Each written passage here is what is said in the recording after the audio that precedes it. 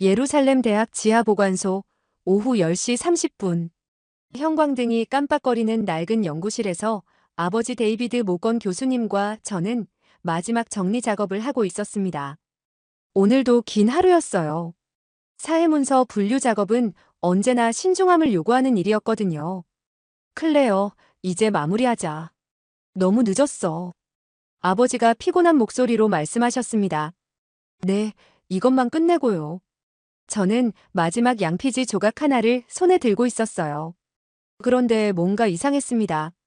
1947년 쿰란 동굴에서 발견된 사회문서 중에서도 가장 마지막에 분류된 그동안 누구도 주목하지 않았던 그 조각이었는데요. 다른 문서들과 달리 양피지 색깔이 미묘하게 달랐고 히브리어 필체도 뭔가 다른 지역의 특징을 보이는 것 같았어요. 아버지, 이것 좀 보세요. 저는 확대경을 들고 자세히 들여다보다가 아버지를 불렀습니다. 마치 전기에 감전된 것처럼 온몸에 소름이 돋았거든요. 그 작은 조각에 적힌 한 문장이 제 눈에 들어온 순간이었습니다. 욕단의 자손은 동쪽의 산으로 향했다. 아버지가 제 곁으로 다가오셨습니다. 뭘 발견했니? 이 한 문장이 제 인생을 완전히 바꿔놓을 줄은 그때만 해도 상상도 못했습니다. 안녕하세요. 저는 클레어 모건입니다. 예루살렘 대학에서 고대 근동학을 전공하고 있어요. 지금부터 여러분께 들려드릴 이야기는 그날 밤 그 낡은 연구실에서 시작된 놀라운 발견에 관한 것입니다. 믿기 어려우실지도 모르지만 이 모든 것은 제가 직접 경험한 일이며 지금도 전 세계 학계를 뒤흔들고 있는 현재 진행형의 이야기예요. 클레어, 이 부분을 봐. 아버지가 저를 부르셨습니다. 제가 다가가서 보니 낡은 양피지 조각에 희미하게 남은 히브리어 문장이 있었어요. 저는 천천히 소리내어 읽었습니다. 욕단의 자손은 동쪽의 산으로 향했다. 그 순간 뭔가 이상한 기분이 들었습니다. 욕단이라는 이름이 낯설지 않았거든요. 저는 급히 성경을 펼쳐 창세기 10장을 찾았습니다. 정말로 욕단이 나와 있었어요. 셈의 증손자이자 에벨의 둘째 아들 말입니다. 아버지, 이것 좀 보세요. 제가 이사야서 41장 25절을 가리켰습니다. 내가 동쪽에서 의로운 사람을 일으키고 먼 나라에서 나의 계획을 실행할 자를 부르리라. 우리는 서로의 얼굴을 바라봤습니다. 동쪽으로 향한 욕단의 후손들과 동쪽에서 일으켜질 의로운 사람. 두 구절이 묘하게 연결되는 느낌이었어요. 동쪽의 산이라. 아버지가 중얼거리셨습니다. 메소포타미아에서 동쪽으로 가면 파미르 고원, 천산 산맥, 알타이 산맥을 지나게 되지. 저는 갑자기 지난달에 읽었던 논문이 떠올랐습니다. 언어학자들이 한국의 민요 아리랑에 대해 연구한 내용이었어요. 일부 학자들이 아리랑이 원래 아리랑이었을 가능성을 제기했고, 아리 고대 셈족 언어에서 신을 뜻하는 말과 연관이 있다는 가설을 제시했었죠. 아버지, 혹시 한국이라는 가능성은 어떨까요? 제가 조심스럽게 말했습니다. 지리적으로도 메소포타미아에서 동쪽 끝에 있고 고조선 건국 연대도 바벨탑 사건과 비슷한 시기로 전해지잖아요. 아버지는 잠시 생각에 잠기셨습니다. 흥미로운 추론이군. 욕단족이 정말로 동쪽으로 이동했다면 그들의 여정 끝에 한반도가 있을 수도 있겠다. 혹시 아버지가 조심스럽게 말씀하셨습니다. 이것이 우연의 일치가 아닐까? 저는 고개를 저었습니다. 아버지, 제가 느끼기에는 이것이 시작일 뿐이에요. 뭔가 더 큰 그림이 있을 것 같습니다. 그날 밤 저는 잠을 이룰 수 없었습니다. 욕단, 동쪽, 그리고 한국. 이 세 단어가 계속 제 머릿속을 맴돌았어요. 바벨탑 사건 이후 인류가 흩어졌다는 성경의 기록, 그리고 고조선이 기원전 2333년에 건국되었다는 한국의 전설. 시기적으로도 묘하게 맞아 떨어지는 것 같았습니다. 물론 이런 생각이 학자로서는 성급할 수도 있다는 걸 알고 있어요. 하지만 때로는 직감도 중요하지 않을까요? 지금 이 순간 저는 한국행 비행기 표를 예약하고 있습니다. 이 믿기 어려운 연결고리의 실체를 확인하기 위해서 말이에요. 인천공항에 도착한 것은 한국 시간으로 오후 4시였습니다. 14시간 비행이었지만 설렘 때문인지 전혀 피곤하지 않았어요. 제가 처음 한국 땅을 밟는 순간이었죠. 박도현 교수님과의 만남은 예상보다 훨씬 흥미로웠습니다. 서울대학교 역사학과에서 고조선 연구의 권위자로 알려진 분이셨어요. 그분의 연구실에 들어서는 순간 저는 깜짝 놀랐습니다. 벽면 전체가 마치 시간을 뛰어넘는 전시관 같았거든요. 한쪽 벽에는 고조선 시대 청동기 유물 사진들이 가득했고 다른 쪽 벽에는 히브리어 문서 복사본들이 정갈하게 정리되어 있었습니다. 두 전혀 다른 문명의 자료가 한 공간에 공존하고 있는 모습이 신기했어요. 클레어 양 수십 년간 이 자료들을 보며 스스로도 믿기 어려웠어요. 박 교수님이 말씀하셨습니다. 그런데 이제 퍼즐이 움직이고 있는 것 같습니다. 교수님은 저를 한 진열장 앞으로 안내하셨어요. 거기에는 알타이 산맥에서 발견된 토기 조각 사진이 있었습니다. 기원전 20세기경으로 추정되는 유물이라고 하셨죠. 알타이 산맥은 매우 중요한 지역이에요. 박 교수님이 설명하셨습니다. 몽골, 러시아, 카자흐스탄, 중국이 만나는 이곳은 고대 북방 민족들의 발상지로 여겨지거든요. 특히 한민족의 언어도 알타이어족에 속한다는 학설이 있어요. 그때 박 교수님이 또 다른 흥미로운 점을 언급하셨습니다. 그런데 클레어 양 혹시 무궁화를 아세요? 우리나라 국화 말이에요. 들어본 적이 있어요. 아름다운 꽃이라고 들었는데요. 무궁화의 학명이 히비스커스 시리아쿠스예요. 시리아쿠스, 즉 시리아에서 온 꽃이라는 뜻이죠. 박 교수님의 목소리에 흥분이 담겼습니다. 시리아는 고대 아수르 지역이에요. 셈족의 본거지 중 하나였죠. 저는 깜짝 놀랐습니다. 그렇다면 무궁화가 욕단족이 가져온 꽃일 수도. 바로 그런 가능성이 있어요. 단군 신화에서도 환웅이 무궁화가 핀 적성산에서 신도시를 열었다고 하거든요. 그 순간 저는 숨이 멎을 뻔했습니다. 토기에 새겨진 문양이 너무나 낯익었거든요. 제가 예루살렘에서 수없이 본 와디쿰란 유적의 도자기 조각과 거의 같은 패턴이었어요. 이것은... 저는 말을 잇지 못했습니다. 네, 저도 처음 이 사진을 봤을 때 같은 반응이었어요. 박 교수님이 미소를 지으셨습니다. 단순한 우연일 수도 있지만 너무 정확하게 일치해서 놀랐습니다. 저는 가방에서 태블릿을 꺼내 와디쿰란 유적 사진을 보여드렸어요. 박 교수님의 눈이 커졌습니다. 두 유물의 문양이 정말로 놀라울 정도로 비슷했거든요. 이건 그냥 우연이라고 하기엔. 제가 중얼거렸습니다.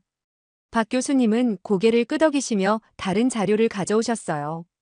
더 놀라운 것이 있어요. 이 토기가 발견된 위치를 보세요.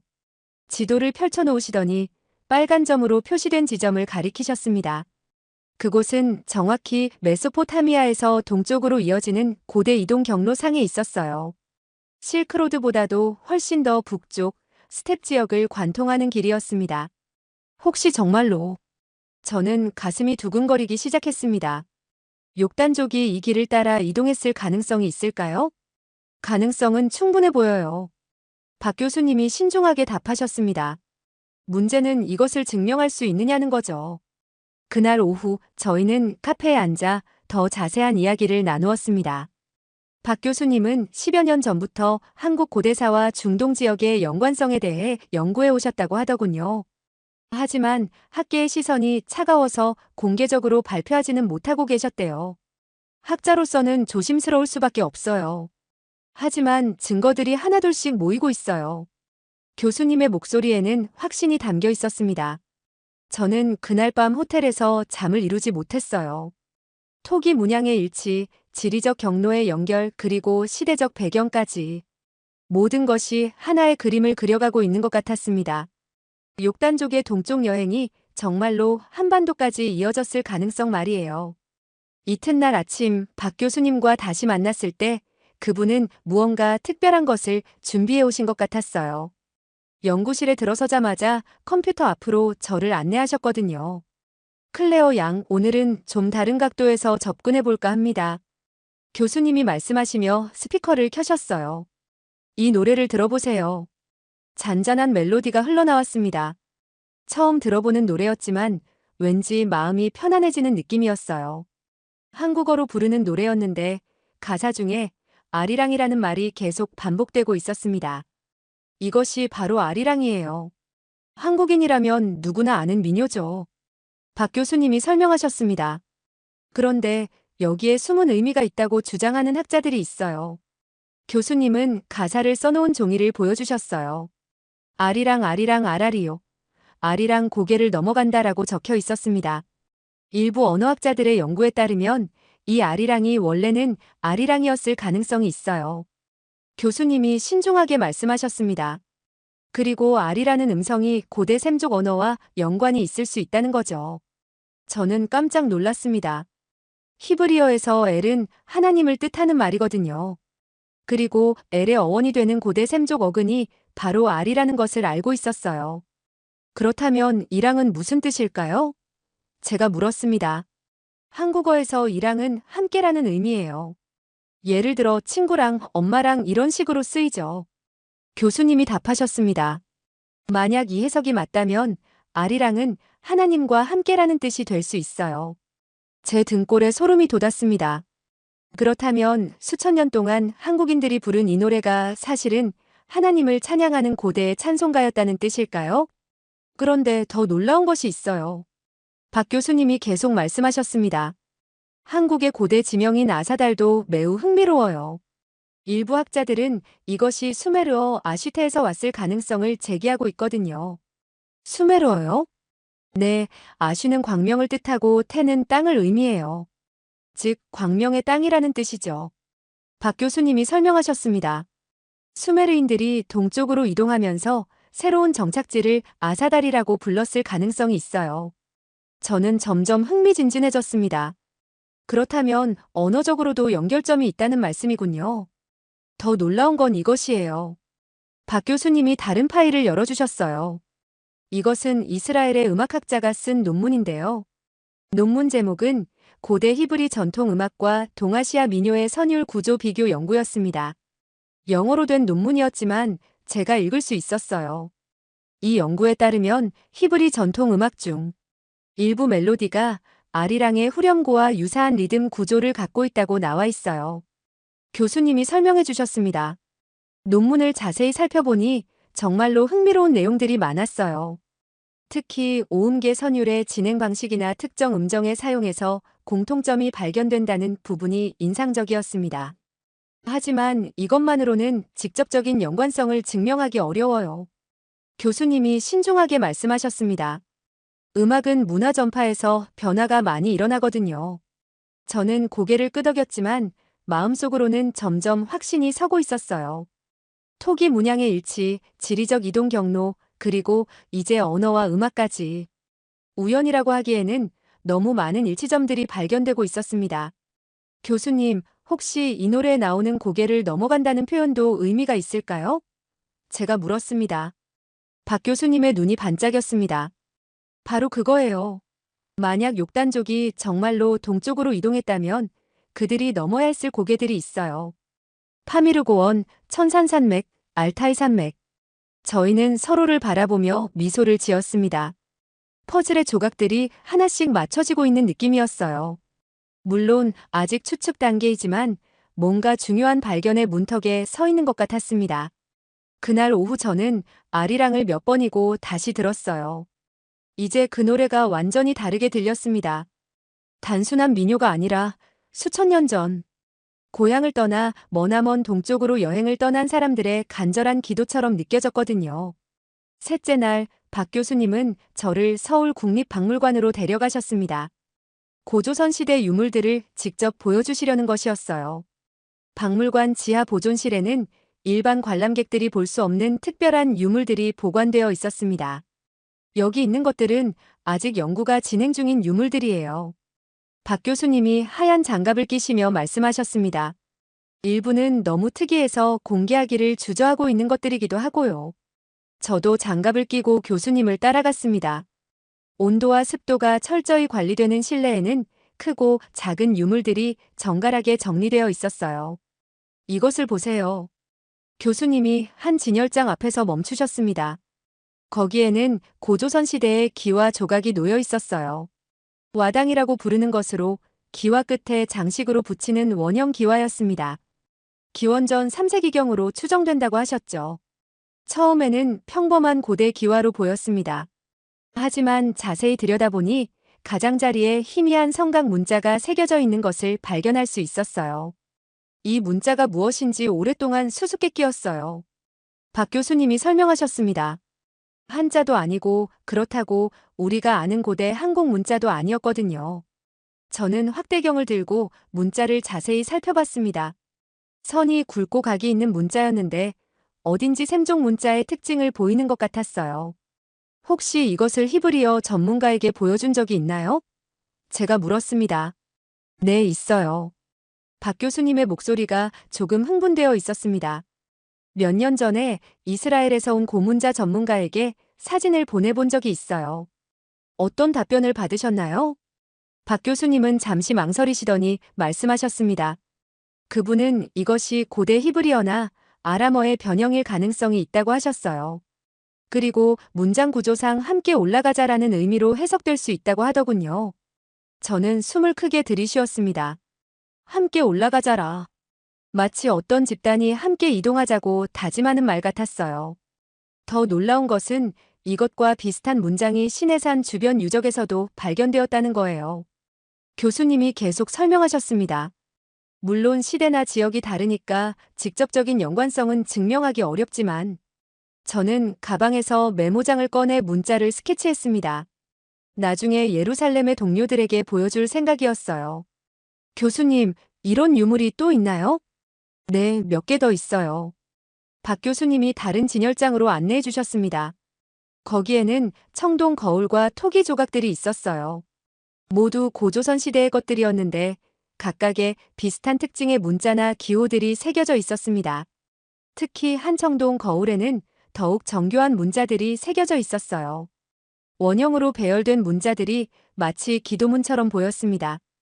이것도 해독해 본 적이 있나요? 제가 물었습니다. 부분적으로만요. 박 교수님이 신중하게 답하셨습니다. 몇 개 단어는 빛, 길, 함께 같은 의미로 해석되는 것 같아요. 저는 점점 확신이 서기 시작했습니다. 빛, 길, 함께. 이것들은 모두 종교적이고 이주와 관련된 단어들이었어요. 마치 어떤 신앙 공동체가 새로운 땅을 찾아 떠나는 여정을 기록한 것 같았습니다. 교수님, 이 유물들이 발견된 지역들을 지도에 표시해 볼 수 있을까요? 박 교수님은 기꺼이 컴퓨터를 켜서 지도를 보여주셨어요. 유물들이 발견된 지점들을 빨간 점으로 표시하니 흥미로운 패턴이 나타났습니다.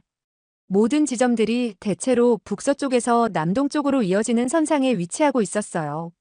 마치 어떤 집단이 이동한 경로를 따라 유물들이 남겨진 것 같았습니다. 이것은 저는 말을 잇지 못했습니다. 네, 저도 같은 생각이에요. 박 교수님이 고개를 끄덕이셨습니다. 마치 서북 쪽에서 온 사람들이 점차 남동쪽으로 이동하면서 정착한 흔적 같아요. 그 순간 저는 소름이 돋았습니다. 수천 킬로미터를 뛰어넘은 문명의 잔상이 지금 제 눈앞에 있는 걸까요? 욕단족이 정말로 메소포타미아에서 시작해서 임원 동쪽 땅까지 여행해온 증거들이 교수님, 혹시 고인돌도 이와 관련이 있을까요? 제가 문득 떠오른 생각을 말했습니다. 박 교수님의 눈이 반짝였습니다. 아, 정말 좋은 지적이에요. 고인돌은 정말 흥미로운 유적이죠. 전 세계적으로 분포되어 있는데 특히 노아의 후손들이 이동한 경로와 일치하는 경우가 많아요. 어떤 의미일까요? 성경을 보면 노아가 홍수 후 방주에서 나와 제일 먼저 한 일이 돌단을 쌓고 제사를 드린 것이에요. 박 교수님이 설명하셨습니다. 아브라함과 야곱도 새로운 정착지에서 돌단을 쌓고 하나님께 제사를 드렸죠. 그렇다면 고인돌도 욕단족이 새로운 땅에 정착하면서 그들의 신에게 제사를 드리기 위해 세운 제단일 가능성이 높아요. 박 교수님이 확신에 찬 목소리로 말씀하셨습니다. 일종의 신과 만나는 장소, 현대식으로 표현하면 스타게이트 같은 개념이었을 거예요. 교수님, 이것들을 모두 종합해보면 제가 조심스럽게 말했습니다. 네, 저도 점점 그런 생각이 들어요. 박 교수님이 답하셨습니다. 우리가 지금까지 알고 있던 한국 고대사보다 훨씬 더 복합적이고 국제적인 기원을 가지고 있을지도 모르겠어요. 그날 저녁 호텔방에서 저는 하루 종일 본 것들을 정리했습니다. 문양의 일치, 언어의 유사성, 그리고 이제 문자까지. 점점 더 많은 증거들이 한 방향을 가리키고 있었어요. 넷째 날, 박 교수님은 저를 한국 전통문화를 연구하는 민속학자 김민정 박사님에게 소개해 주셨습니다. 김 박사님은 한국의 전통 의례와 세계 각국의 종교 의식을 비교 연구하시는 분이었어요. 클레어 양의 연구 주제를 들어보니 정말 흥미롭네요. 김 박사님이 말씀하셨습니다. 사실 저도 오랫동안 의문을 가져온 부분들이 있어요. 김 박사님의 연구실에는 세계 각국의 전통 의례 사진들이 벽에 걸려 있었습니다. 그 중에서도 한국과 중동 지역의 사진들이 유독 많았어요. 한국의 전통 장례 문화를 보시면 매우 독특한 특징들이 있어요. 김 박사님이 설명을 시작하셨습니다. 예를 들어 상을 당했을 때 아이고라고 외치며 통곡하는 것, 그리고 베옷을 입고 슬픔을 표현하는 방식이죠. 저는 깜짝 놀랐습니다. 유대인의 전통 장례 의식과 너무나 비슷했거든요. 유대인들도 죽음을 애도할 때 베옷을 입고 통곡해요. 제가 말했습니다. 그리고 아이고와 비슷한 아이라는 감탄사를 쓰기도 하고요. 김 박사님의 눈이 반짝였습니다. 정말요? 그것뿐만 아니에요. 한국에는 동짓날에 문설주에 팥죽을 뿌리는 풍습이 있거든요. 동짓날이요? 네, 1년 중 밤이 가장 긴 날이죠. 그날 집집마다 팥죽을 끓여서 문설주와 대문에 뿌려요. 악귀를 쫓는다는 의미예요. 김 박사님이 사진을 보여주시며 설명하셨습니다. 제 머릿속에 6월절 이야기가 떠올랐습니다.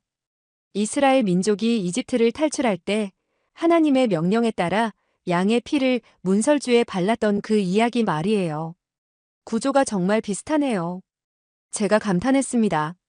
문설주에 뭔가를 바르거나 뿌려서 보호를 받는다는 개념이. 맞아요. 김 박사님이 흥분하셨습니다. 그리고 더 놀라운 것은 한국의 제사 문화예요. 김 박사님은 컴퓨터를 켜서 한국 전통 제사의 모습을 보여주셨어요. 상 위에 음식을 차리고 향을 피우며 절을 하는 모습이었습니다. 이 제사상 차리는 방식을 보세요. 과일은 동쪽에, 나물은 서쪽에, 고기는 오른쪽에 배치하는 엄격한 규칙이 있어요. 김 박사님이 설명하셨습니다. 유대인의 성전 제사도 매우 엄격한 배치 규칙이 있어요. 제가 말했습니다. 번제단, 물두멍, 성소의 위치가 모두 정해져 있고요. 박 교수님도 고개를 끄덕이셨습니다. 그리고 한국에는 3일간 상을 치른다는 전통이 있어요. 3일이요? 저는 또 놀랐습니다. 유대인도 죽은 자를 위해 3일간 애도 기간을 갖는 전통이 있어요. 김 박사님이 다른 자료를 꺼내셨습니다. 더 있어요. 한국의 전통 혼례에서 신랑이 신부 집에 기러기를 가져가는 풍습도 있거든요. 기러기는 한 번 짝을 맺으면 평생 바꾸지 않는다고 해서 정절의 상징이에요. 기러기. 저는 생각에 잠겼습니다. 성경에서도 기러기는 정착과 귀향의 상징으로 자주 나와요. 그리고 한국 전통 혼례에서는 신부가 붉은 치마와 노란 저고리를 입어요. 김 박사님이 계속 설명하셨습니다. 붉은색은 벽사의 의미가 있고 노란색은 신성함을 나타내죠. 제가 알고 있기로는 고대 이스라엘에서도 붉은색과 금색은 신성한 색깔이었어요. 성막의 휘장과 대제사장의 옷에 사용되는 색들이었죠. 그런데 더 놀라운 것이 있어요. 김 박사님이 서랍에서 한 장의 그림을 꺼내셨습니다. 이것은 전통적으로 전해져 내려오는 단군왕검의 초상화예요. 그림을 보는 순간 저는 깜짝 놀랐습니다. 단군의 복식이 제가 고고학 연구에서 본 고대 아시리아 제사장의 복장과 너무나 비슷했거든요. 이 복식을 보세요. 김 박사님이 가리키셨습니다. 관의 형태, 옷의 무늬, 장신구까지. 고대 근동 지역 제사장들의 복장과 거의 일치해요. 정말 놀라워요. 제가 감탄했습니다. 마치 단군왕검이 아시리아에서 온 제사장 같아 보여요. 바로 그 점이에요.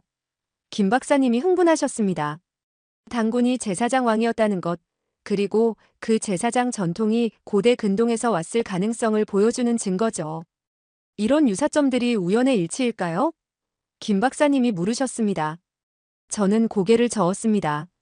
너무 많은 공통점이 있어요. 장례의식, 제사 방식, 혼례 풍습, 색깔의 상징까지. 그때 김 박사님이 또 다른 흥미로운 점을 언급하셨습니다. 그런데 클레어 양 한국의 건국 신화인 단군 신화도 생각해 보셨나요? 단군 신화요? 네, 환웅이 하늘에서 내려와 옥녀와 결혼해서 단군을 낳았다는 이야기 말이에요. 김 박사님이 설명하셨습니다. 여기서 주목할 점은 환웅이 하늘에서 내려왔다는 천송강림 사상이에요. 제가 깜짝 놀랐습니다. 그것은 유일신 신앙과도 연결될 수 있겠네요. 하늘의 신이 인간 세상에 개입한다는. 바로 그거예요. 김 박사님이 흥분하셨습니다. 그리고 단군 신화에서 환웅이 가져온 것이 홍익인간 이념이에요. 널리 인간을 이롭게 한다는 뜻인데 이것도 욕단족이 가져왔을 유일신 신앙의 박의 정신과 통하는 면이 있어요. 박 교수님도 고개를 끄덕이셨습니다. 그리고 환웅이 내려온 태백산도 흥미로워요. 태백은 큰 흰산이라는 뜻인데 이것이 욕단족이 넘어온 파미르고원이나 알타이 산맥의 설산들을 상징적으로 표현한 것일 수도 있거든요. 김 박사님이 또 다른 흥미로운 관점을 제시하셨습니다. 그리고 단군 신화에 나오는 곰과 호랑이도 생각해 볼 필요가 있어요. 곰과 호랑이요? 네, 이들이 단순한 동물이 아니라 실제 부족들을 상징하는 토템일 가능성이 있어요. 김 박사님이 설명하셨습니다. 고대 근동에서 곰을 토템으로 하는 메대족, 호랑이를 토템으로 하는 마곡족이 있었거든요. 박 교수님이 덧붙이셨습니다. 성경에서 야벳은 셈의 장막에 거하라고 했듯이 셈족인 욕단족이 이동할 때 일부 야벳족도 함께 따라왔을 가능성이 있어요. 그들이 바로 곰족과 호랑이족이었을 수 있죠. 그렇다면 단군 신화의 웅녀는 욕단족과 함께 온 메대족 곰족 여인과의 결합을 상징하는 것일 수 있어요. 김 박사님이 말씀하셨습니다. 서로 다른 부족 간의 평화로운 연합과 융합을 신화적으로 표현한 거죠. 박 교수님도 동의하셨습니다. 지금까지 우리가 발견한 것들을 보면 단순한 우연으로 설명하기는 어려워 보여요. 그날 오후 저희는 실제로 한국 전통 제사 재현을 보러 갔습니다. 민속촌에서 하는 시연이었는데 그 모습을 보면서 저는 정말로 깜짝 놀랐어요. 제물을 바치는 순서, 향을 피우는 방식, 절하는 자세까지. 모든 것이 고대 이스라엘의 제사의식과 놀라울 정도로 비슷했거든요. 물론 세부적인 차이는 있었지만 전체적인 구조와 정신은 매우 유사했습니다. 이것은 저는 말을 잇지 못했습니다. 네, 저도 같은 생각이에요. 박 교수님이 조용히 말씀하셨습니다. 이렇게 많은 유사점이 있는데도 지금까지 아무도 주목하지 않았다는 게 신기해요. 그날 밤 저는 지금까지 발견한 모든 증거들을 정리해봤어요. 토기 문양, 언어의 유사성, 문자의 해석, 그리고 이제 종교적 의례까지. 모든 것이 한 방향을 가리키고 있었습니다. 욕단족이 정말로 동쪽으로 이동해서 한반도에 정착했고 그들의 문화와 종교가 수천 년에 걸쳐 한국 전통 문화의 기초가 되었을 가능성 말이에요. 다섯째 날 박 교수님과 저는 더욱 본격적인 연구에 착수했습니다. 지금까지 발견한 문화적 유사점들이 과연 역사적으로 가능한 것인지 시대적 배경을 살펴보기로 했어요. 클레어 양, 이것을 보세요. 박 교수님이 연대표를 펼쳐놓으셨습니다. 고조선 건국 연대와 성경의 기록을 비교해 본 거예요. 연대표에는 두 개의 주요 시점이 표시되어 있었습니다. 고조선 건국이 기원전 2333년 그리고 바벨탑 사건이 대략 기원전 2300년경으로 추정된다고 적혀 있었어요. 시기가 놀라울 정도로 일치해요. 제가 감탄했습니다. 차이가 고작 수십 년 정도네요. 그렇죠. 그리고 더 놀라운 것은 단군 신화와의 연결점이에요. 박 교수님이 말씀하셨습니다. 단군 황검이 고조선을 건국한 연대가 바로 이 시기거든요. 단군 신화에서는 환웅이 하늘에서 내려와 인간 세상을 다스렸다고 하죠. 제가 말했습니다. 이것이 혹시 욕단족의 동방 이주를 신화적으로 표현한 것일까요? 박 교수님의 눈이 반짝였습니다. 바로 그런 생각이 들어요. 바벨탑 사건으로 언어가 혼란해지고 각 족속이 흩어진 후 욕단족이 동쪽으로 이동해 이 땅에 도착한 것을 후대에 하늘에서 내려온 환웅으로 신화화했을 가능성이 있어요. 저는 성경을 펼쳐 창세기 10장을 다시 읽어봤어요. 에벨은 두 아들을 낳고 하나의 이름을 벨렉이라 하였으니 그때 세상이 나뉘었으며 벨렉의 아우의 이름은 욕단이며 욕단의 자손들의 거주지가 메사에서부터 스발로 가는 동방 산지였다고 나와 있어요. 제가 계속 읽었습니다. 그런데 흥미로운 것은 성경에서 바벨탑 사건 이후 인류가 70개 민족으로 나뉘었다고 기록하고 있어요. 박 교수님이 말씀하셨습니다. 그리고 신명기에서는 하나님이 각 민족에게 천사들을 배정하셨다고 나와 있죠. 천사들을요? 네, 지극히 높으신 자가 민족들에게 기업을 주실 때에 하나님의 아들들의 수요대로 백성들의 경계를 정하셨도다라고 되어 있어요. 박 교수님이 성경 구절을 인용하셨습니다. 각 민족마다 수호 천사가 배정되었다는 뜻이죠. 그렇다면 욕단족에게도 특별한 천사가 배정되었을 거고 바로 그거예요. 그 천사의 인도를 따라 동쪽으로 이동한 것이 욕단족의 대장정이었을 수 있어요. 박 교수님이 확신에 찬 목소리로 말씀하셨습니다. 박 교수님이 세계 지도를 가져오셨습니다. 메사는 현재의 사우디아라비아 지역으로 추정되고 스발은 예멘이나 인도 방향으로 보는 견해가 있어요. 하지만 동방산지라는 표현이 중요해요. 어떤 의미일까요? 메소포타미아에서 동쪽으로 가면 만나게 되는 산지들이 있어요. 박 교수님이 지도에 붉은 선을 그으시며 설명하셨습니다. 이란 고원을 지나 파미르 고원, 그 다음 천산 산맥과 알타이 산맥이죠. 박 교수님은 특히 알타이 산맥 부분에서 멈추셨습니다. 알타이 산맥은 특별해요. 이곳은 고대 알타이계 민족들의 발상지로 여겨지거든요. 튀르크계, 몽골계, 퉁구스계 민족들이 모두 이 지역에서 기원했다고 봅니다.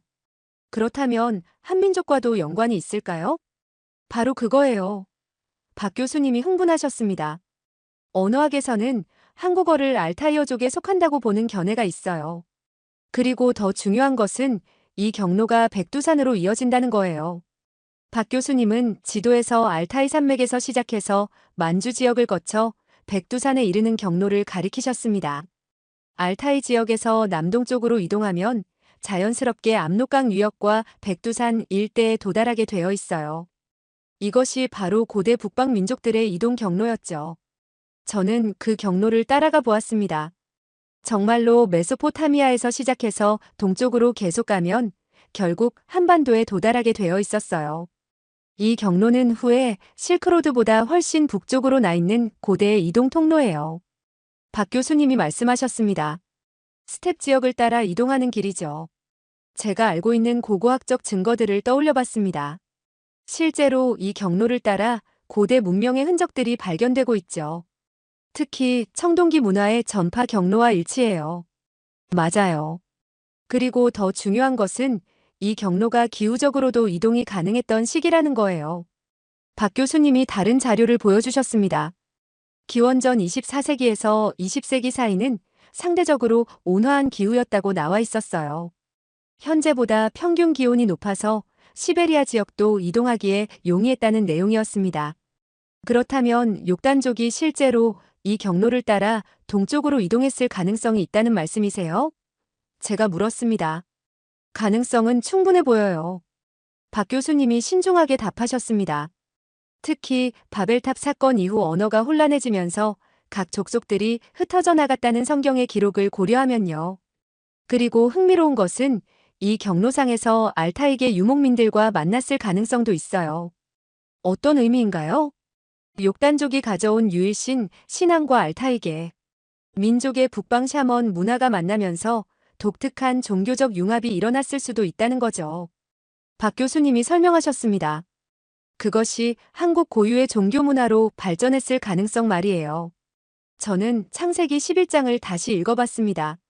여호와께서 거기서 그들을 온 지면에 흩으셨으므로 그들이 그 도시를 건설하기를 그쳤더라. 욕단족도 그때 흩어진 족속 중 하나였을 테고 그들이 선택한 방향이 동쪽이었을 수 있어요. 제가 추론했습니다. 박 교수님은 고개를 끄덕이셨습니다. 그리고 그들이 가져온 것은 단순히 사람들만이 아니라 문화, 종교, 기술이었을 거예요. 그래서 한국의 전통 문화에 고대 근동 지역의 문화와 유사한 요소들이 나타나는 거군요. 제가 깨달았습니다. 바로 그거예요. 토기 제작 기술, 청동기 문화, 종교 의례, 심지어 언어까지도요. 박 교수님이 확신에 찬 목소리로 말씀하셨습니다. 그날 오후 저희는 실제 이동 경로를 더 자세히 분석해 봤어요. 위성 지도를 이용해서 고대인들이 걸어갔을 법한 길들을 추적해 보았습니다. 놀랍게도 그 경로상에는 고대 유적들이 점점이 발견되고 있었어요. 파미르 고원의 고대 무덤들, 천산산맥의 암각화, 알타이 산맥의 청동기 유물들, 모두 기원전 20세기에서 15세기 사이의 것들이었습니다. 마치 빵 부스러기를 따라가는 것 같아요. 제가 말했습니다. 욕단족이 남긴 흔적들을 따라가는 느낌이에요.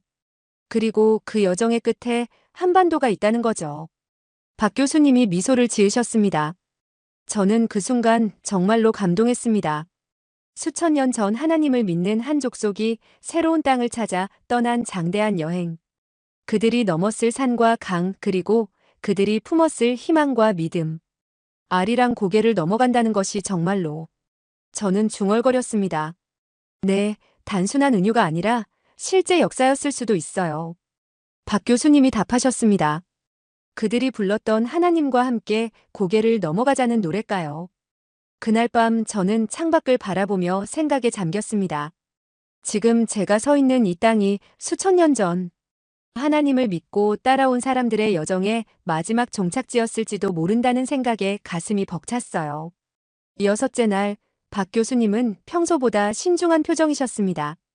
연구실에 들어서자 그분은 잠긴 서랍에서 몇 장의 문서를 조심스럽게 꺼내셨어요.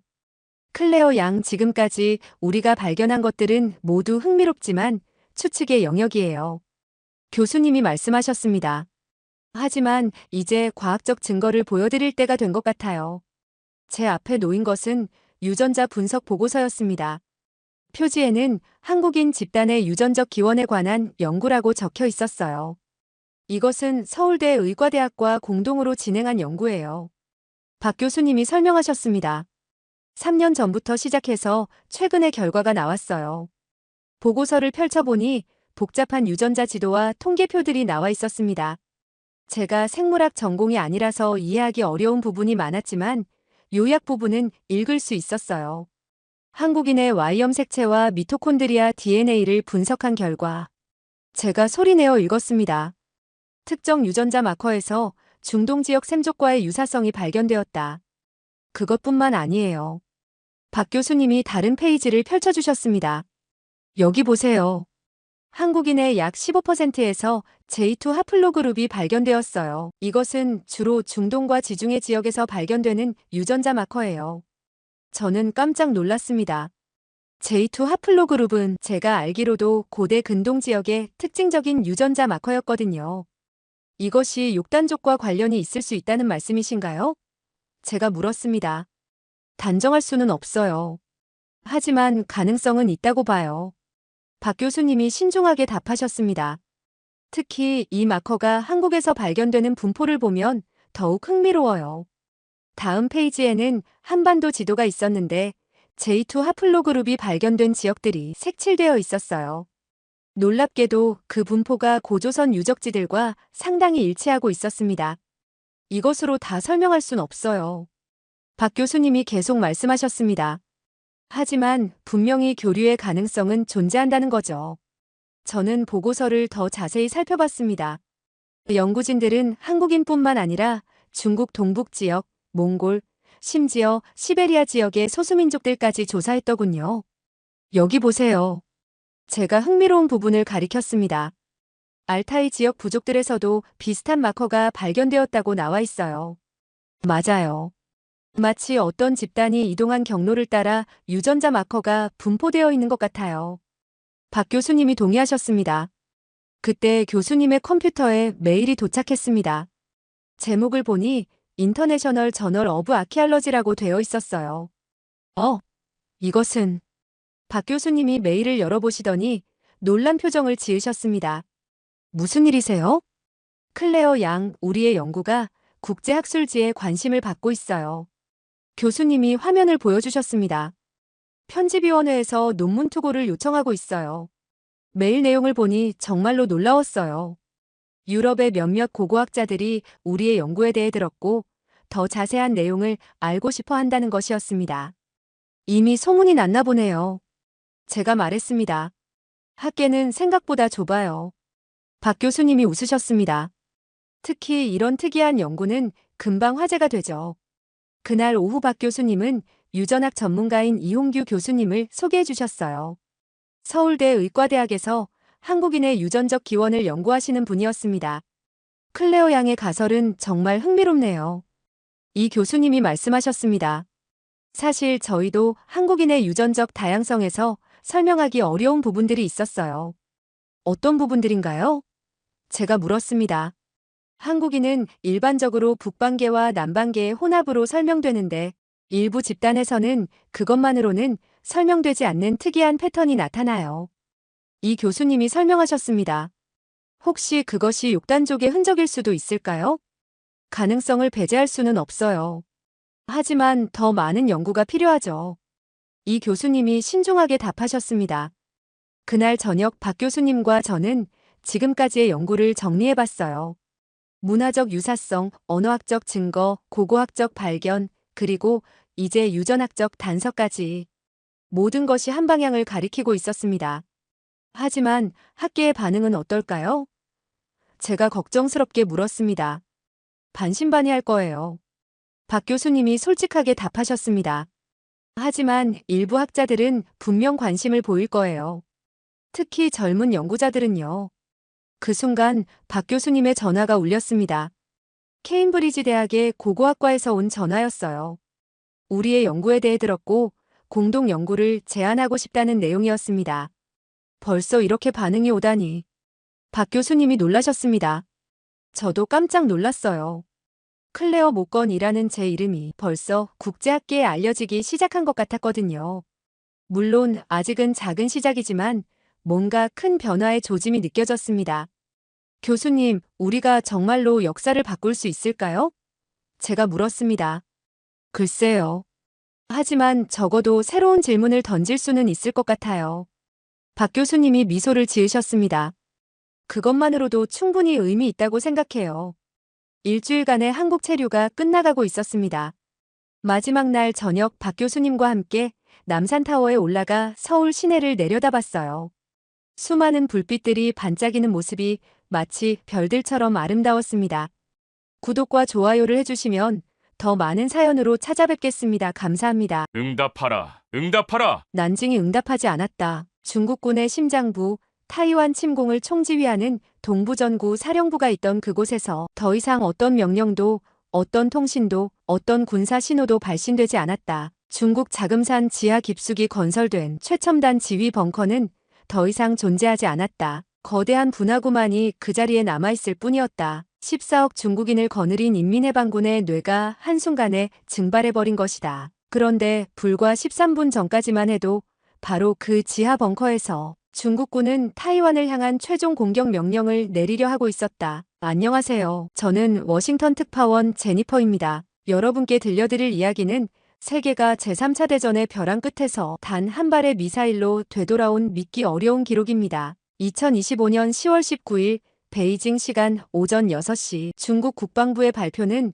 전 세계를 얼음장으로 만들었습니다. 타이완 해협에 대한 전면적인 해상 봉쇄 선언. 그 순간 뉴욕 증시는 역사상 최대 폭으로 폭락했고 도쿄와 서울의 거리에서는 시민들이 ATM 앞에 줄을 섰습니다. 발표와 동시에 둥펑 시리즈 중국 탄도미사일들이 하늘을 가르며 떨어지기 시작했습니다. 첫 번째 폭발음이 타이완 해협에 울려 퍼졌을 때 타오위안 국제공항의 관제탑은 순식간에 잿더미가 되었습니다. 가오슝 항구에서는 거대한 화염기둥이 치솟았고 타이완 북부의 레이더 기지들이 하나둘 어둠 속으로 사라져갔습니다. 저는 그날 오후 3시 펜타곤 브리핑룸에서 이 지옥 같은 소식을 처음 접했습니다. 국방장관의 얼굴은 석고상처럼 굳어 있었고 합참의장의 손은 서류를 쥔 채 미세하게 떨리고 있었습니다. 상황실의 대형 스크린에는 살아있는 악몽 같은 실시간 위성 영상이 띄워져 있었습니다. 타이완 해협 전체가 중국 해군의 수백 척 함정들로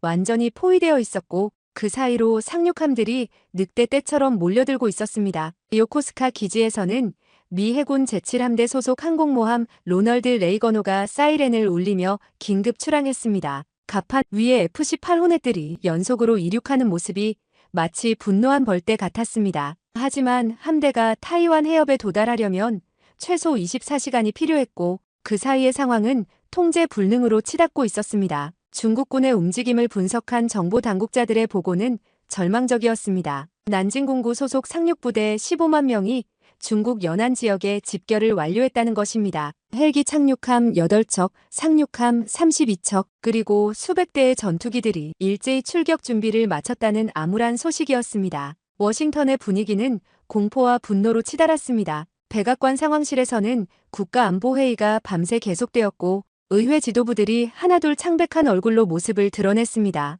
복도에서는 수십 명의 참모들이 전화기를 손에 쥔 채 뛰어다녔고 커피 냄새와 땀 냄새가 뒤섞인 채 긴장감이 건물 전체를 짓눌렀습니다. 트럼프 대통령은 핵 선제 타격을 주장하는 일부 측근들의 요구를 주먹으로 탁자를 치며 거부했습니다. 핵전쟁을 원하는 미친놈들이냐? 하지만 동시에 중국의 일방적인 무력 사용을 그대로 방치할 수도 없는 딜레마에 빠져 있었습니다. 오후 5시경 타이완 국방부에서 절망적인 SOS 신호가 전해졌습니다. 중국군의 첫 번째 상륙 시도가 이미 시작되었다는 것이었습니다. 펑우 군도 인근에서 중국군의 상륙정과 헬기들이 검은 구름처럼 몰려들고 있었고 타이완 해군의 필사적인 저항에도 불구하고 해안 곳곳에서 총성과 폭발음이 울려 퍼지고 있었습니다. 바로 그때였습니다. 회의실의 모든 대화가 멈췄습니다. 펜타곤의 한별 4개 장성이 떨리는 목소리로 입을 열었습니다. 우리는 갑작스러운 침공에 생존을 위해 움직여야 한다고 말하는 타이완. 군사 지도부의 절규가 스피커를 통해 전해졌습니다. 그들은 더 이상 방어만으로는 2시간도 버틸 수 없다는 처절한 현실을 인정하고 있었습니다. 그리고 바로 그 순간 회의실 끝자리에 앉아있던 한 장성이 모든 사람의 시선을 끌었습니다. 그의 목소리는 조용했지만 묵직했습니다. 한국이 가능할지도 모르겠군요. 그 말의 의미를 이해하는 데는 3초도 걸리지 않았습니다. 현무5, 한국이 보유한 그 괴물 미사일의 이름이 회의실 전체를 지배했습니다. 순간 모든 사람의 호흡이 멈췄고 시계 초침 소리만이 운명적인 정적을 깨뜨렸습니다. 상황은 분 단위로 악화되고 있었습니다. 중국군의 대규모 상륙 작전 개시까지는 고작 4시간, 세계 경제를 뒤흔들 제3차 대전까지는 그보다도 적은 시간만이 남아 있었습니다. 한국이 가능할지도 모른다는 그 한마디가 회의실을 얼음장으로 만들었습니다. 저는 그 순간의 섬뜩한 정적을 지금도 생생하게 기억합니다. 합참의장이 천천히 고개를 들어 발언자를 바라보던 그 눈빛, 국방장관이 안경을 벗어 렌즈를 닦으며 깊은 한숨을 내쉬던 모습까지 말이죠. 순간 회의실 전체가 전기에 감전된 것처럼 긴장했습니다. 한국의 현무5는 전설처럼 전해져 내려오던 무기였습니다. 존재한다는 것은 알고 있었지만 실제로 그 위력을 목격한 사람은 이 방에 아무도 없었습니다. 작전 계획은 번개처럼 빠르게 구체화되었습니다. 코드명은 제이드 브레이커, 우리말로는 옥쇠 차단이었습니다. 옥을 깨뜨린다는 뜻이 아니라 적의 사슬을 단숨에 끊어낸다는 의미였죠. 전면전이라는 지옥을 피하면서도 중국군의 상륙 작전을 완전히 무력화시키는 것이 목표였습니다. 전략의 핵심은 잔혹할 정도로 단순했습니다. 중국군 상륙부대 15만 명을 상대하는 대신 그들의 뇌에 해당하는 지휘부만을 한 방에 날려버리는 것이었습니다. 머리를 자르면 몸은 저절로 무너진다는 고전적인 전술 원리를 현대의 정밀 타격으로 구현하는 셈이었죠. 정보 수집 작업이 광속으로 시작되었습니다. 미군의 키올 정찰위성 12기가 궤도를 조정해 중국 동부 해안 지역을 혈안이 되어 감시하기 시작했습니다. 오키나와와 괌에 배치된 글로벌 호크 무인 정찰기들이 비상 출격했고 하늘은 보이지 않는 전자 눈들로 가득 찼습니다. 국가안보국의 지하 깊은 곳에서는 수백 명의 감청 전문가들이 불을 켜놓고 중국군 통신망을 해킹하고 있었습니다. 암호를 깨고 신호를 추적하고 한마디 한마디를 분석해서 중국군 지휘부의 정확한 위치를 찾아내는 숨막히는 정보전이 벌어졌습니다. 타이완군 정보부의 협조는 목숨을 건 것이었습니다. 그들은 수십 년간 피와 땀으로 구축해온 중국군에 대한 인적 정보망을 전면 가동했습니다. 대륙에 남아있는 친타이완 성향의 정보원들이 자신의 목숨을 걸고 암호화된 메시지를 보내왔습니다. 한 통의 메시지가 도착할 때마다 그 사람의 생사가 불분명해졌지만 그들은 멈추지 않았습니다. 마침내 타깃이 확정되었습니다. 난징 외곽 30km, 자금산 지하 50m 깊이에 숨어있는 동부전구 사령부의 핵심 지휘소. 이곳은 중국군이 10년에 걸쳐 구축한 최첨단 지하 요새였으며 타이완 침공 작전의 모든 지휘 통제가 이루어지는 절대 핵심이었습니다. 위성사진 분석 결과는 절망적이었습니다. 지하 50m 깊이에 건설된 이 시설은 일반적인 벙커 버스터로는 흠집조차 낼 수 없어 보였습니다. 콘크리트 두께만 15m, 그 위에 특수 강철판과 충격 흡수층까지 다중으로 설치되어 있었습니다. 더욱 끔찍한 것은 지상 방어 체계였습니다. 자금산 주변에는 S-400 지대공 미사일 시스템이 거미줄처럼 배치되어 있었고 산 정상에는 위성 신호를 교란하는 전자전 장비들이 마치 악마의 안테나처럼 삐죽삐죽 솟아 있었습니다. 펜타곤의 작전 계획관들은 밤새도록 머리를 싸맸습니다. 미주리에서 출격하는 B-2 스텔스 폭격기 편대를 이용한 전면 공습이 첫 번째 후보였지만 중국 영공 1000km를 뚫고 들어가야 하는 자살 작전이었습니다. 토마호크 순항미사일 일제 사격도 고려되었지만 중국의 다층 방공망을 뚫고 지하 깊숙한 목표물을 파괴하기에는 화력이 절대적으로 부족했습니다. 그때 다시 한번 한국이라는 카드가 테이블 위에 올라왔습니다. 회의실의 모든 시선이 한반도 지도에 꽂혔습니다. 한반도에서 발사되는 현무5라면 중국 영공을 침범하지 않고도 목표물에 도달할 수 있고 무엇보다 그 참혹한 파괴력이라면 지하 깊숙한 벙커도 한 방에 관통할 수 있을 것이라는 분석이었습니다. 국방장관이 마침내 운명적인 결정을 내렸습니다. 그의 목소리는 차갑고 단호했습니다. 한국 정부와 즉시 비밀 접촉을 개시하라. 코드명 제이드 브레이커 가동한다. 시간이 무서운 속도로 흘러가고 있었습니다. 중국군의 제2파 상륙 작전은 이미 카운트다운에 들어가 있었고 타이완의 운명을 결정할 기회는 단 한 번뿐이었습니다. 실패하면 아시아 전체가 전쟁의 불길에 휩싸일 것이었고 성공하면 아무도 그 결과를 예측할 수 없었습니다. 이틀 후인 10월 21일 새벽 저는 주한미군 오산기지로 향하는 극비 특별기에 몸을 맡기고 있었습니다. 워싱턴에서 서울까지 13시간의 비행 동안 제 손에는 붉은색 최고기밀 봉투가 떨리고 있었습니다. 기내에서 받은 브리핑 자료를 읽으며 저는 인류 역사상 가장 위험한 임무에 참여하고 있다는 것을 깨달았습니다. 기지에 도착하자마자 저를 맞이한 광경은 소름이 돋을 정도였습니다. 활주로 한편에 자리 잡은 전술 발사대 위에 검은색 보호덮개로 덮인 거대한 물체가 마치 잠자는 용처럼 놓여 있었습니다. 길이만 해도 15m는 좋게 넘어 보였고 직경도 성인 남성 2명이 양팔을 벌려도 안을 수 없을 정도였습니다. 바로 현무5였습니다. 한국군 경비병들이 기관총을 든 채 3중으로 둘러싸인 그 모습은 마치 신화 속 괴물을 봉인해둔 것 같았습니다. 보호덮개 틈새로 보이는 검은 금속 표면에서는 서늘한 기운이 흘러나왔고 그것을 바라보는 것만으로도 등골이 오싹해졌습니다. 미국 기술진들이 가져온 3차원 시뮬레이션 장비 앞에는 한국과 미국의 최고 전문가들이 긴장된 얼굴로 모여 있었습니다. 화면에는 자금산 지하시설의 단면도가 피처럼 붉은색으로 표시되어 있었고 현무5의 예상 궤적이 하얀 화살표로 꿰뚫고 있었습니다. 마치 죽음의 선고를 보는 것 같았죠. 한국 측 기술 책임자인 김 박사가 떨리는 목소리로 설명을 시작했습니다. 현무5는 단순한 미사일이 아닙니다. 이것은 운동에너지 관통체라고 부르는 것이 정확합니다. 마하 10의 속도로 낙하하는 8톤짜리 죽음의 철퇴가 가진 파괴력은 그는 말을 잇지 못하고 침을 삼켰습니다. 8톤이라는 숫자의 끔찍함은 비교를 통해서야 이해할 수 있었습니다. 북한이 자랑하는 화성-15 탄두 중량이 4.5톤인데 현무5는 그것의 거의 2배에 달하는 괴물이었습니다. 더욱 소름 끼치는 것은 필요에 따라 탄두 중량을 11톤까지 늘릴 수 있다는 점이었습니다. 그야말로 재래식 무기의 한계를 뛰어넘은 악마의 창조물이었죠. 김 박사는 컴퓨터 화면을 가리키며 계속했습니다. 이 미사일은 발사 후 고도 1000km까지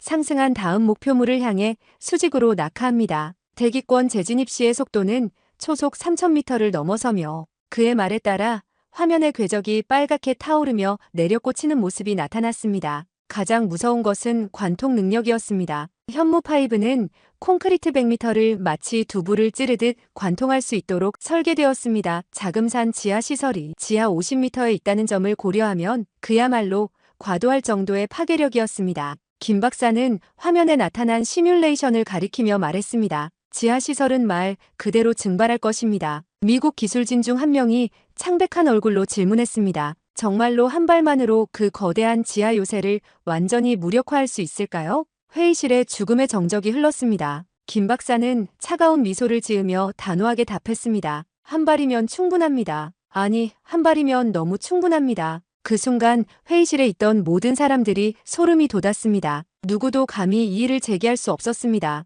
현무5의 위력은 상상을 초월하는 것이었고 그것을 보유한 한국의 능력은 세계 최강국들조차 경악시키는 수준이었습니다. 하지만 기술적인 문제만이 전부는 아니었습니다. 정치적, 외교적 파장은 상상을 초월할 것이었습니다. 한국이 중국을 직접 공격한다는 것은 동북아시아의 세력 균형을 완전히 뒤바꿀 수 있는 역사적 사건이었습니다. 중국의 보복은 상상하기도 끔찍했고 자칫 핵전쟁으로 번질 가능성도 배제할 수 없었습니다. 하지만 상황은 그런 신중함을 허락하지 않았습니다. 실시간으로 들어오는 정보에 따르면 중국군의 상륙부대가 이미 타이완 해협을 가로지르기 시작했다는 것이었습니다. 타이완 해협에서는 지옥 같은 교전이 계속되고 있었고 타이완 공군의 저항 능력도 한계에 다다르고 있었습니다. 더욱 절망적인 것은 시간이었습니다. 중국군의 대규모 상륙이 성공하면 타이완은 24시간 내에 함락될 것이었습니다. 그리고 그때는 이미 너무 늦을 것이었습니다.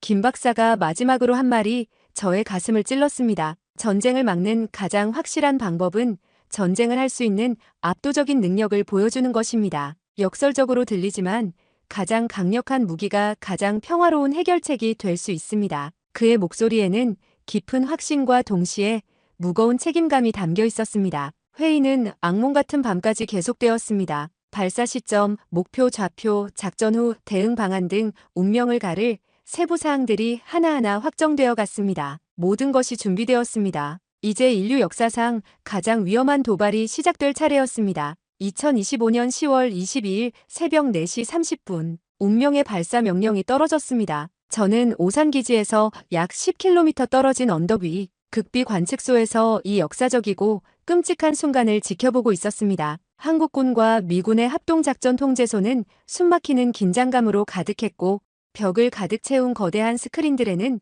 실시간 데이터들이 피처럼 붉은 불빛으로 끊임없이 업데이트되고 있었습니다. 이동식 발사 차량은 발각을 피하기 위해 밤의 어둠을 틈타 유령처럼 이동했습니다. 위성 감시를 피하기 위해 개걸음보다도 느린 속도로 움직이는 그 모습이 마치 거대한 사냥꾼이 먹이를 노리며 은밀하게 접근하는 것 같았습니다. 차량의 이동 속도는 시속 15km를 넘지 않았고 중국 위성이 지나갈 때마다 위장막 아래서 움직임을 멈추며 숨을 죽였습니다. 발사 지점은 경기도 북부의 한 야산, 평소에는 군사훈련장으로 사용되는 이곳이 오늘만큼은 아시아의 운명을 바꿀 지옥의 무대가 되었습니다. 발사 차량이 최종 위치에 도달하자 유압 장치가 괴물 같은 소음을 내며 작동하기 시작했습니다. 그리고 드디어 현무5가 하늘을 향해 수직으로 세워졌습니다. 현무5의 위용은 실로 악마적이었습니다. 15m가 넘는 길이의 검은 몸체가 새벽, 어둠을 찢고 솟구쳐 있는 모습은 마치 지옥에서 올라온 죽음의 기둥 같았습니다. 미사일 표면의 세라믹 타일들이 새벽 안개 속에서 섬뜩하게 반짝였고 연료 주입구에서 나오는 하얀 증기가 유령처럼 흘러내렸습니다. 최종 점검이 시작되었습니다. 목표 좌표 재확인, 기상 조건 분석, 통신 상태 점검까지 모든 것이 완벽했습니다. 난징까지의 거리는 정확히 300km. 현무5에게는 사정거리 내에 확실한 먹잇감이었습니다. 새벽 4시 30분 정각, 운명의 발사 버튼이 눌러졌습니다. 순간적으로 지옥이 열렸습니다. 엄청난 화염과 연기가 발사대를 완전히 뒤덮었고 대지는 마치 거대한 지진이 일어난 것처럼 격렬하게 진동했습니다. 하지만 놀랍게도 소음은 예상보다 적었습니다. 고체 연료 로켓의 특성상 액체 연료보다 조용하다고는 했지만 그래도 소름 끼칠 정도로 조용했습니다. 마치 거대한 유령이 조용히 승천하는 것 같았죠. 현무5는 번개처럼 수직으로 솟구쳐 올랐습니다. 1단계 부스터가 점화되자 미사일은 무서운 속도로 가속했고 불과 10초 만에 시야에서 완전히 사라졌습니다. 레이더 화면에만 그 괴물 같은 궤적을 추적할 수 있었을 뿐입니다. 3분 후 1단계 부스터가 분리되었습니다. 2단계에서 현무5는 이미 고도 30km를 넘어서 있었습니다. 2단계 부스터가 점화되자 미사일은 더욱 빠른 속도로 상승했습니다. 목표 고도는 1000km, 우주와 대기권의 경계를 완전히 넘어서는 높이였습니다. 7분 후 현무5는 최고점에 도달했습니다. 고도 1000km에서 미사일은 잠시 죽음의 정적 상태가 되었고 이때부터 중력에 의한 자유낙하가 시작되었습니다. 하지만 이것은 단순한 낙하가 아니었습니다. 정밀 유도 시스템이 악마적으로 작동하며 목표물을 향한 완벽한 궤도를 계산하고 있었습니다. 낙하가 시작되자 현무5의 속도는 무서운 속도로 증가했습니다. 대기권 재진입 시점에서는 이미 마하5를 넘어서고 있었고 지상 충돌 직전에는 마하 10에 도달할 예정이었습니다. 8톤의 질량과 마하 10의 속도, 그 운동 에너지는 작은 핵폭탄에 맞먹는 파괴력이었습니다. 작전 통제소의 모든 사람들이 숨을 죽이고 지켜보았습니다. 거대한 스크린에는 현무5의 궤적이 붉은 선으로 표시되어 있었고 그 선이 자금산을 향해 다가갈 때마다 모든 사람의 심장이 터질 것 같았습니다. 11분 후 지옥이 터졌습니다. 하지만 폭발음은 들리지 않았습니다. 300km 떨어진 거리에서 소리가 들릴 리는 없었지만 그보다도 현무5의 공격 방식 자체가 달랐습니다. 폭약이 아닌 순수한 운동 에너지로 목표물을 완전히 분쇄하는 방식이었기 때문에 기존의 어떤 폭탄과도 전혀 다른 지옥 같은 양상을 보였습니다. 대신 대지가 울부짖었습니다. 한국지질자원연구원의 지진 관측소에서는 규모 4.7의 인공 지진이 감지되었다고 긴급 보고했습니다. 진원지는 난징 북동쪽 약 30km 지점, 바로 자금산 일대였습니다. 그곳에서는 말 그대로 지옥이 펼쳐져 있었습니다.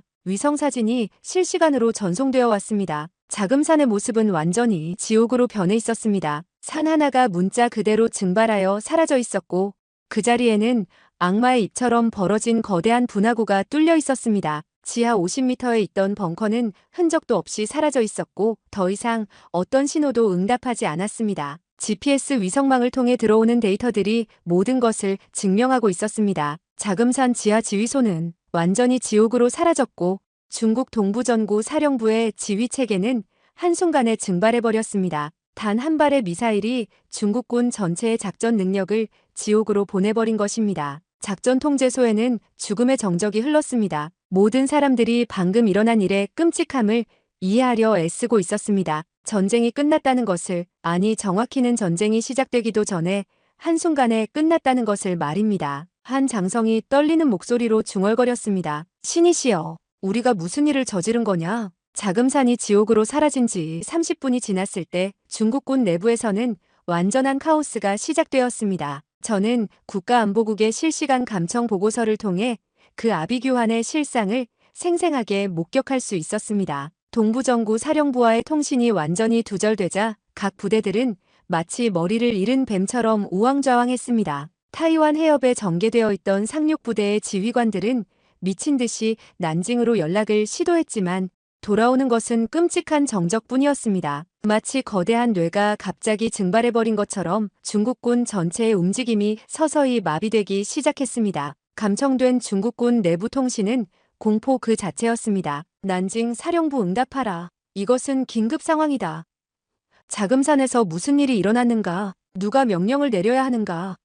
절망적인 외침들이 전파를 타고 흘러나왔고 그 목소리들은 하나같이 공포에 질려 있었습니다. 오전 6시경 첫 번째 균열이 시작되었습니다. 타이완 해협 중부에 배치되어 있던 중국 해군의 상륙함들이 북진을 멈추고 제자리에서 마치 길을 잃은 양떼처럼 맴돌기 시작한 것입니다. 상급 지휘부의 명령 없이는 한 발짝도 움직일 수 없다는 중국군 교리의 치명적인 약점이 드러나는 순간이었죠. 베이징의 중앙군사위원회에서는 급히 대체 지휘체계를 구축하려 했습니다. 하지만 수십 년간 동부전구 사령부에 집중되어 있던 타이완 작전의 모든 계획과 정보가 현무5와 함께 지옥으로 사라진 상황에서 새로운 지휘체계를 구축하기까지는 최소 24시간이 필요했습니다. 더욱 끔찍한 것은 예비 지휘소들의 무능함이었습니다. 중국군이 서둘러 가동한 항저우의 제2중계지휘소는 자금산 본부와의 모든 연결이 두절되자 패닉 상태에 빠져 어떤 독자적인 판단도 내리지 못했습니다. 상하이의 제3중계지휘소는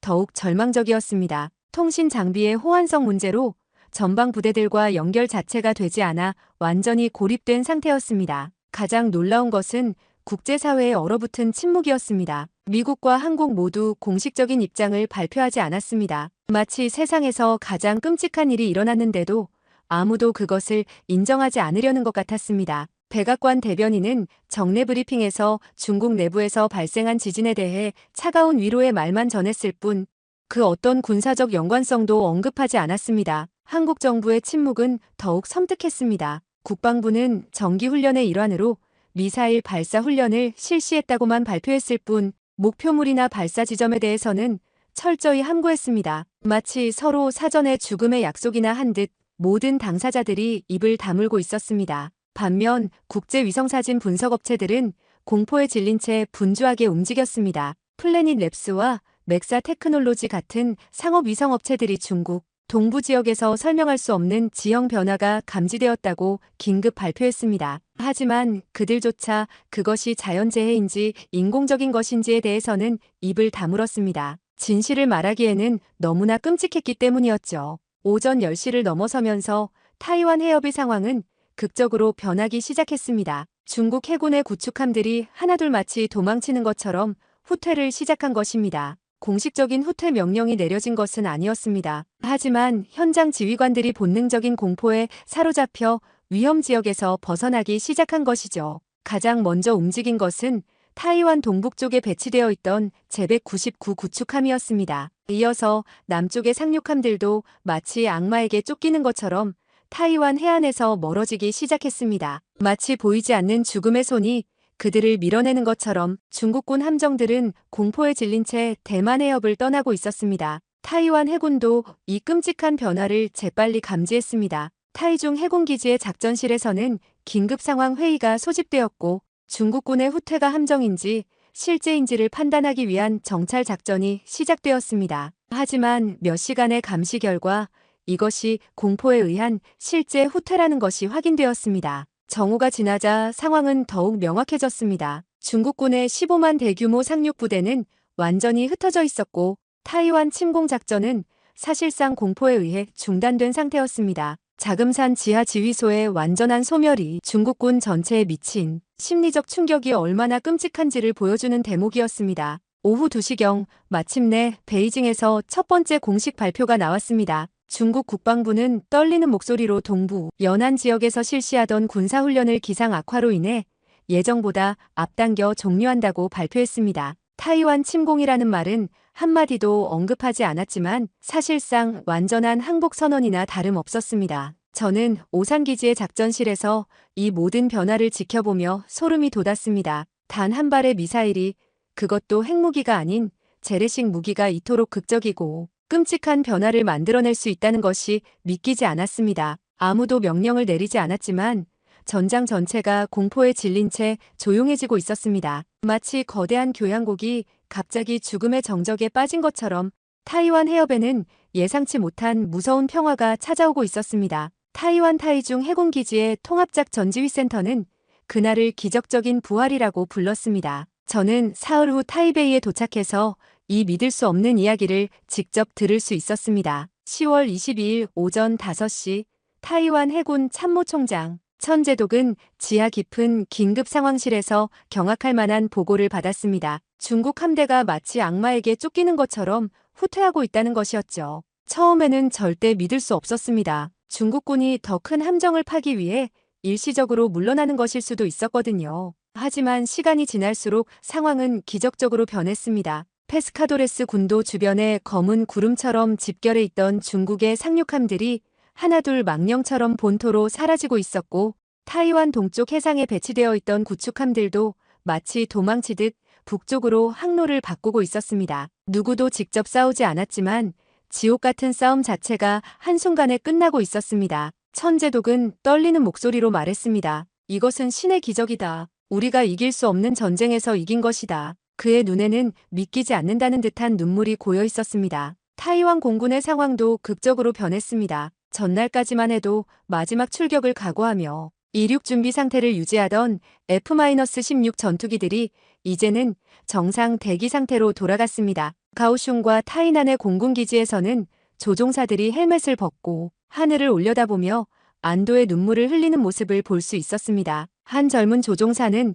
제게 이렇게 말했습니다. 저는 오늘 아침 유서를 썼습니다. 하지만 이제 그 유서를 찢을 수 있게 되었습니다. 무엇이 이런 기적을 만들었는지 모르겠지만 감사할 따름입니다. 더욱 놀라운 것은 미군의 대응이었습니다. 현무5 발사 이후 미국은 단 한 발의 추가 공격도 하지 않았습니다. 대신 오키나와에서 출발한 미 해병대 상륙부대가 타이완 동쪽 해안에 천사처럼 상륙했습니다. 하지만 이것은 전투를 위한 것이 아니라 평화 유지와 안정화를 위한 구원의 손길이었습니다. 타이완 해군도 잔존하는 중국군 세력을 수색하기 시작했습니다. 하지만 찾을 것은 거의 없었습니다. 중국군은 이미 대부분 유령처럼 철수한 상태였고 남아있는 것은 버려진 장비들과 보급품들 뿐이었습니다. 마치 거대한 악몽이 갑자기 사라진 것처럼 타이완을 위협하던 모든 것들이 흔적도 없이 증발해 있었습니다. 타이베이 시민들은 여전히 무슨 일이 일어났는지 정확히 알지 못했습니다. 정부는 보안상의 이유로 구체적인 내용을 공개하지 않았고 언론들도 신중한 분위기였습니다. 하지만 시민들은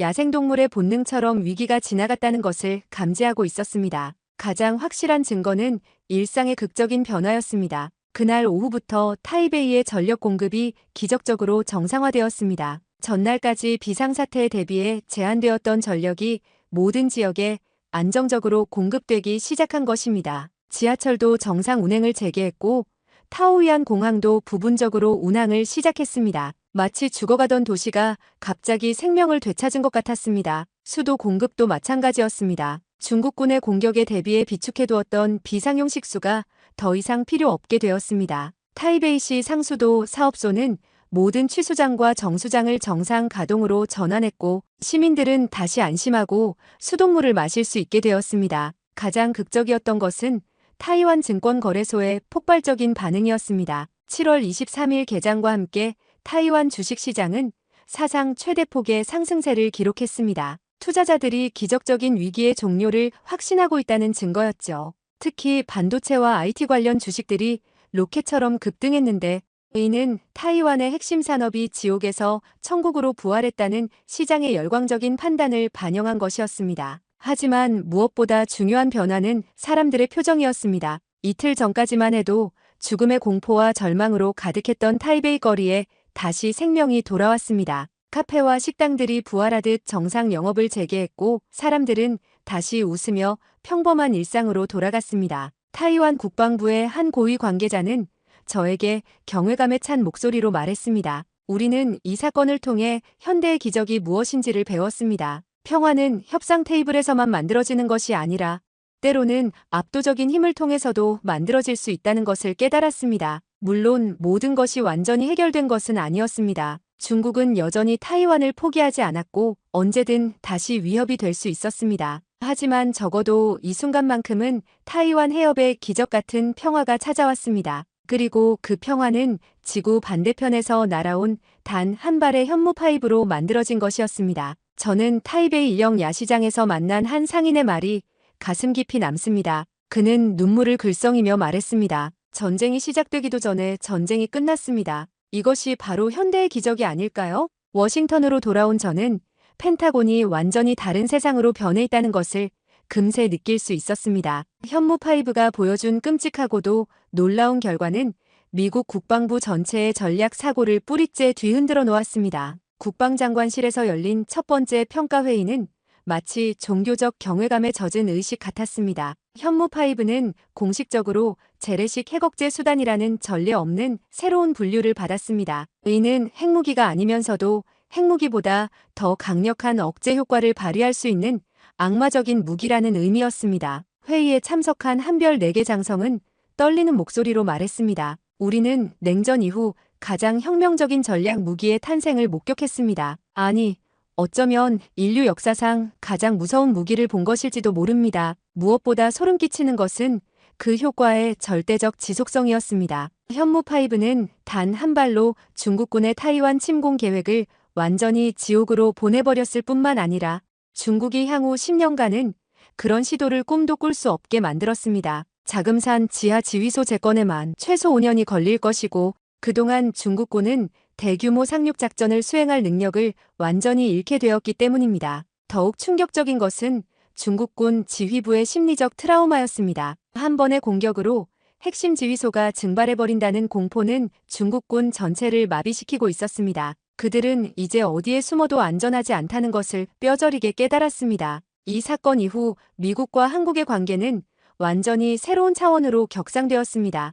8월 초 워싱턴에서는 비핵억제 전략 공동체라는 역사적인 협력 체계가 공식 출범했습니다. 이는 기존의 해고산 정책을 뛰어넘는 혁명적인 개념으로 재래식 무기만으로도 핵무기를 능가하는 억제력을 발휘할 수 있다는 새로운 전략 패러다임이었습니다. 한국의 현무5 시스템과 미국의 정보 자산, 그리고 양국의 합동작전 능력을 결합한 이 새로운 체계는 동아시아 안보 환경에 지각 변동을 일으켰습니다. 더 이상 핵무기라는 최후의 카드에만 의존하지 않고도 절대적인 억제력을 발휘할 수 있게 된 것입니다. 중국의 반응은 예상을 뛰어넘는 절망적인 수준이었습니다. 베이징은 공식적으로는 어떤 군사적 위협도 받지 않았다는 입장을 억지로 고수했습니다. 하지만 내부적으로는 공포에 질린 대변혁이 일어나고 있었습니다. 중국 국방부는 동부정구 사령부의 대대적이고 절망적인 개편을 단행했습니다. 살아남은 지휘관들은 모두 책임을 물어 좌천되었고 지하시설의 방어력 강화에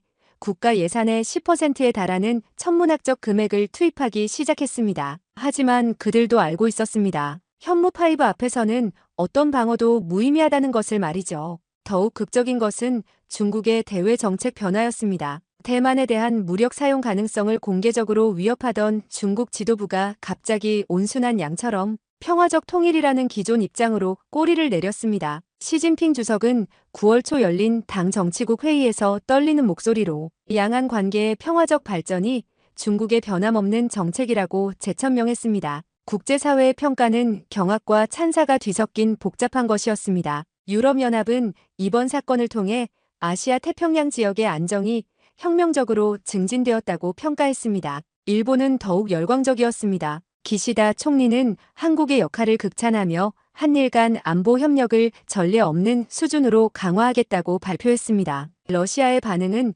공포와 부러움이 뒤섞인 것이었습니다. 푸틴 대통령은 공개적으로는 중국을 지지한다고 말했지만 실제로는 현무5의 무서운 능력에 밤잠을 이루지 못하고 있었습니다. 모스크바에서는 한국과의 군사기술 협력 가능성을 극비리에 타진해왔다는 정보도 있었습니다. 하지만 무엇보다 혁명적인 변화는 억제에 대한 개념 자체였습니다. 기존의 억제로는 상호확증 파괴라는 공포의 균형에 바탕을 두고 있었습니다. 하지만 현무5가 보여준 새로운 억제 모델은 완전히 달랐습니다. 상대방을 완전히 파괴하겠다고 위협하는 것이 아니라 상대방의 핵심 능력만을 외과수술처럼 정밀하게 무력화함으로써 억제 효과를 달성하는 것이었습니다. 이는 냉전 시대의 거대하고 무차별적인 핵 억제 체계보다 훨씬 정교하고 실용적인 접근법이었습니다. 핵무기 사용에 끔찍한 부담 없이도 강력한 억제력을 발휘할 수 있고 무엇보다 실제로 사용 가능한 무기라는 점에서 기존의 핵 억제보다 더 현실적이고 무서운 위협이 될 수 있었습니다. 펜타곤의 전략 기획관들은 이를 스마트 억제라고 명명했습니다. 무차별적인 파괴가 아닌 선택적이고 정밀한 무력화를 통한 억제 전략이라는 의미였죠. 이 개념은 곧 미국 국방 전략의 핵심 축으로 자리 잡게 되었고 전 세계의 군사 전략가들이 밤잠을 설치며 연구하는 새로운 패러다임이 되었습니다. 저는 이 모든 변화를 지켜보며 한 가지 소름 끼치는 깨달음을 얻었습니다. 억제란 결국 상대방으로 하여금 원하지 않는 행동을 하지 못하게 만드는 것입니다. 그리고 그것은 반드시 상대방을 완전히 파괴하겠다는 위협을 통해서만 달성되는 것이 아니라는 점입니다. 현무5는 바로 그 단순하면서도 무서운 명제를 완벽하게 증명한 무기였습니다. 승리를 보장하는 것이 아니라 상대가 감히 움직이지 못하게 만드는 것, 그것이야말로 진정한 억제의 핵심이었고 그 억제는 한 발의 현무5로 완성되었습니다.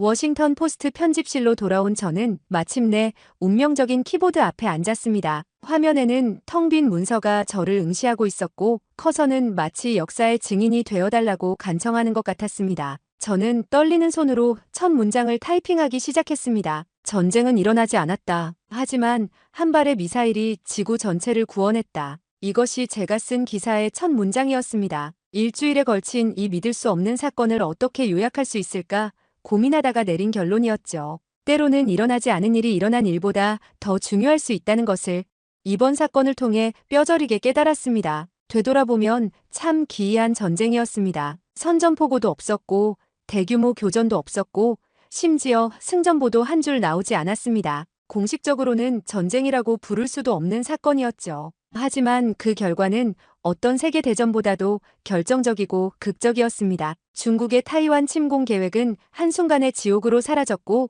타이완의 자유는 영원히 보장되었습니다. 무엇보다 소름 끼쳤던 것은 이 모든 과정이 얼마나 조용하게 진행되었는가 하는 점이었습니다. 현무5의 발사 과정에서 들린 것은 로켓 엔진의 낮은 울음소리뿐이었고 목표물 파괴 시에는 폭발음조차 없었습니다. 단지 지진파만이 그 참혹한 위력을 증언했을 뿐이죠. 가장 시끄러웠어야 할 순간이 가장 조용했던 역설이었습니다. 중국군의 후퇴도 마찬가지였습니다. 공식적인 후퇴 명령도 패배를 인정한다는 발표도 없었습니다. 그저 조용히 마치 악몽에서 깨어나듯 원래 자리로 돌아갔을 뿐입니다. 가장 위협적이었던 침공이 가장 조용한 방식으로 사라진 셈이었습니다. 이 사건을 취재하면서 저는 전쟁 억제에 대한 혁명적인 깨달음을 얻었습니다. 억제란 결국 숫자의 게임이 아니라 공포와 확신의 문제라는 것을 뼈저리게 느꼈습니다. 상대방이 정말로 그런 끔찍한 능력을 가지고 있다는 것을 믿게 만드는 것, 그리고 필요하다면 정말로 사용할 것이라는 절대적인 확신을 주는 것이 핵심이었습니다. 그 확신은 어디서 나올까요? 말에서 나오는 것이 아니라 행동에서 나옵니다. 한국은 말로 위협하지 않았습니다. 대신 현실로 보여주었습니다. 현무5라는 기술로, 그리고 그것을 정확히 사용할 수 있는 무서운 실력으로 평화를 창조해냈습니다. 이는 동맹의 의미에 대해서도 새로운 지평을 열었습니다. 기존의 동맹 관계는 주로 한쪽이 다른 쪽을 보호해주는 일방적인 구조였습니다. 하지만 이번 사건에서 한국은 단순히 보호받는 존재가 아니라 세계 평화에 결정적인 역할을 하는 구원자로 자리매김했습니다. 현무5의 성공은 단순히 군사기술의 승리가 아니었습니다. 그것은 완벽한 판단, 압도적인 정보력, 그리고 무엇보다 신의 같은 타이밍이 결합된 기적의 결과였습니다. 하루만 늦었어도 아니면 하루만 빨랐어도 이런 결과를 얻을 수 없었을 것입니다. 타이밍만이 전부가 아니었습니다. 목표 선정도 예술적이었습니다. 중국군 전체를 상대하는 대신 뇌에 해당하는 지휘부만을 정밀 타격함으로써 최소한의 손상으로 최대한의 효과를 거둘 수 있었습니다. 이는 무차별적인 파괴가 아닌 외과수술적 정밀함의 완벽한 승리였습니다. 물론 모든 것이 영원히 해결된 것은 아닙니다. 중국은 여전히 강대국이고 타이완 문제는 여전히 동아시아의 잠재적 화약고로 남아있습니다. 하지만 적어도 향후 10년간은 무력을 통한 일방적 해결이 불가능하다는 것이 증명되었습니다. 현무5는 그만큼 절대적인 억제력을 발휘했습니다. 어쩌면 이것이 미래 전쟁의 새로운 모습일지도 모릅니다. 대규모 파괴와 막대한 인명 손실을 동반하는 전통적인 전쟁 대신 정밀하고 제한적인 타격을 통해 분쟁을 해결하는 방식 말입니다. 물론 이것이 항상 가능한 것은 아니겠지만 적어도 하나의 혁명적인 가능성을 보여준 것은 분명합니다. 저는 기사를 마무리하면서 이렇게 썼습니다. 가장 조용한 무기가 가장 시끄러운 전쟁을 막았다고 말이죠. 현무5는 한 번도 큰 소리를 낸 적이 없었습니다. 하지만 그 침묵이 타이완 해협 전체를, 아니 전 세계를 구원했습니다. 이제 제 시계는 워싱턴 시간 오후 6시를 가리키고 있습니다. 사무실 창밖으로는 평범한 일상이 흘러가고 있습니다. 사람들은 출근하고 아이들은 학교에서 돌아오고 카페에서는 여전히 향긋한 커피 향이 피어오르고 있습니다. 하지만 저는 압니다. 지구 반대편에서는 한 발의 현무5가 수억 명의 평범한 일상을 지옥에서 구해냈다는 것을, 그리고 그 평화로운 일상이야말로 모든 전략과 무기가 추구해야 할 궁극적인 목표라는 것을 말입니다. 전쟁을 끝내는 가장 좋은 방법은 전쟁을 시작하지 않게 만드는 것입니다. 현무5는 바로 그런 기적의 무기였습니다. 그리고 그 기적은 한국의 손에서 태어났습니다. 저는 마지막 문장을 타이핑했습니다. 때로는 가장 강력한 평화가 가장 강력한 무기에서 나온다. 현무5가 증명한 것은 바로 그것이다. 구독, 좋아요 하시고 여러분의 의견도 남겨주세요.